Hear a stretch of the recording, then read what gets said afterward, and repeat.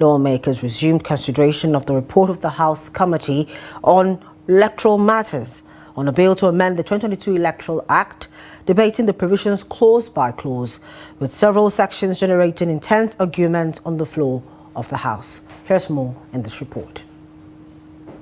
A major resolution focused on Section 51, subsection 2 of the Act, which deals with overvoting, while the committee had proposed the outright cancellation of votes where overvoting occurs.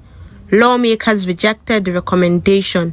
Instead, the House resolved that where overvoting is established, the presiding officer shall deduct the excess vote proportionately from the votes of all participating political parties. The House also agreed that any presiding officer found culpable in overvoting shall be liable to prosecution. The officers at that polling unit where this overvoting takes place should be prosecuted.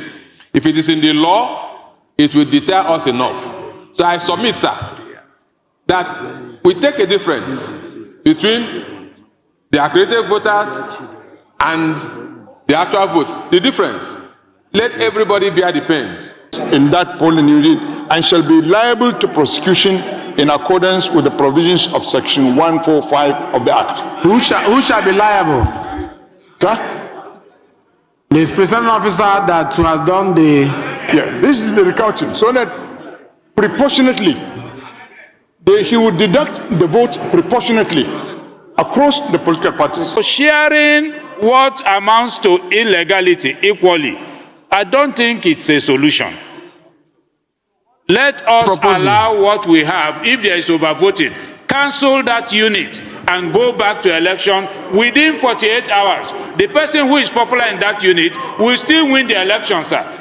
At the committee level, there was no merit to it at the committee level. Likewise, many other bills too. Well, okay, not everyone that passed through second reading made it to the report. Not everyone made it because back. During public hearing and all that, some were dropped. Yes. Okay. Lawmakers also deliberated extensively on provisions aimed at curbing the practice of aspirants submitting their names in more than one political party for elections. Subsection 5, when you mention only members whose names are contained in the register shall be eligible to vote. But now what I'm saying is that with that section, members that are of dual political parties should not be allowed to vote. So all this one we are going round and round is not the issue.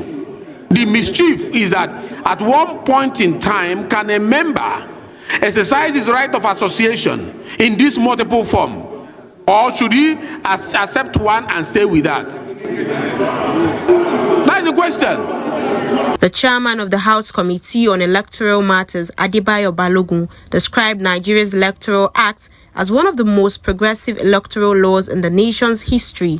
He said the proposed amendments are intended to strengthen the Act, close observed gaps, and improve implementation without undermining the stability of the existing legal framework. The Electoral Act 2022 remains one of the most progressive electoral law in our history, and the amendment proposed under this Electoral Bill 2025 are designed to consolidate its strengths, address observed gaps, and improve implementation without undermining the stability of the existing legal framework.